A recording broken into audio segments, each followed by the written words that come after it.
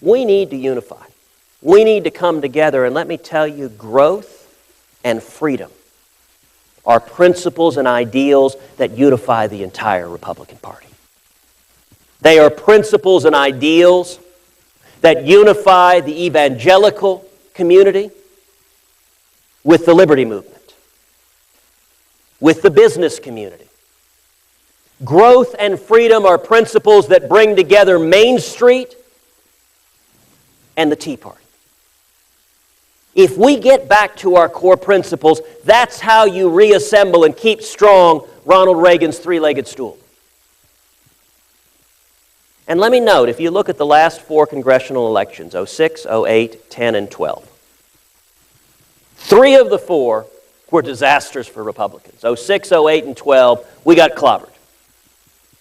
In all three of those, the prevailing wisdom in Washington, and I got to say, if you took every Washington strategist and dumped them in the ocean, you know what you'd call it? A good start.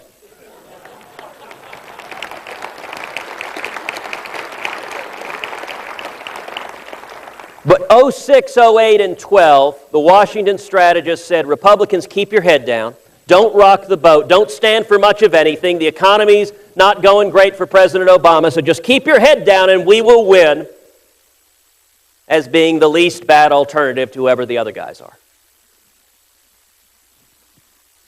And shock of all shocks, we got our clock cleaned in 06, 08, and 12. There's one election that was different, 2010. And it was different in the way we campaigned. 2010 was a positive, optimistic campaign. It was a grassroots campaign across this country saying we stand for growth and freedom. And we stand unambiguously against Obamacare because it is hurting millions of Americans. And what happened in 2010? Republicans won a tidal wave victory, taking control of the House, picking up seats in the Senate. And what do all the Washington strategists say in 2014? Let's go back to the model of 06, 08, and 12. You guys pushing for a stand on Obamacare, that's risky. No.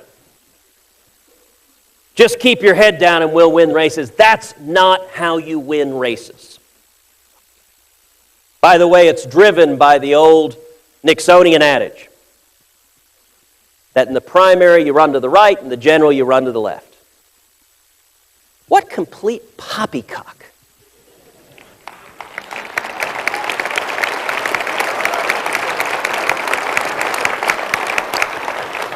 That's based on the oh-so-clever idea that if your opponent is here on the spectrum, that you want to be infinitesimally to their right so that you can capture every marginal voter right up to where they are. The problem is, if you do that, you destroy every single reason anyone has to show up and vote.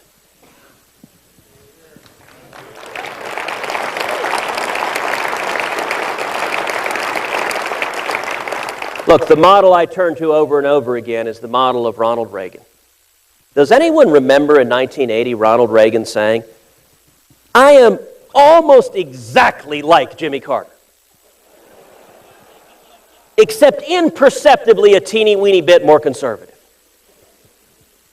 Ronald Reagan stood up with a smile and he drew a line in the sand. And he said, "President Carter and I have fundamentally different visions of this country and our future.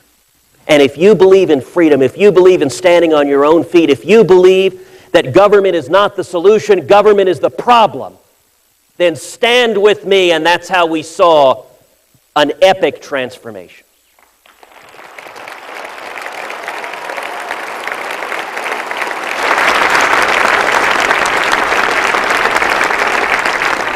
But the second reason why this fight is worth it is that growth is fundamental to opportunity.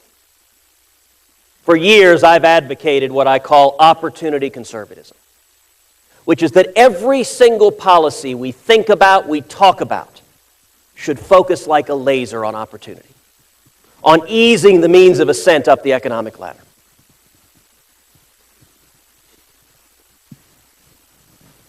The biggest lie in all of politics is that Republicans are the party of the rich.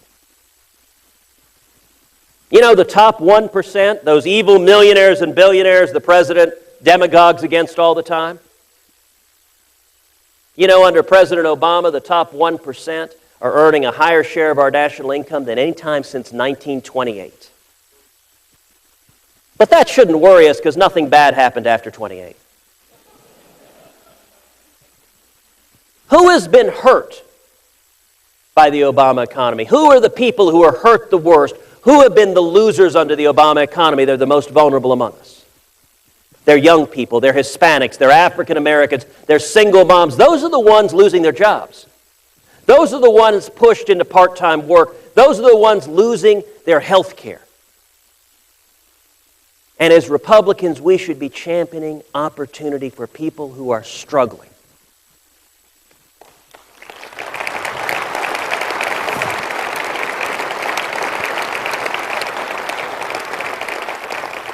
What is the fight over Obamacare about? Let me share with you a couple of stories from MakeDCListen.org.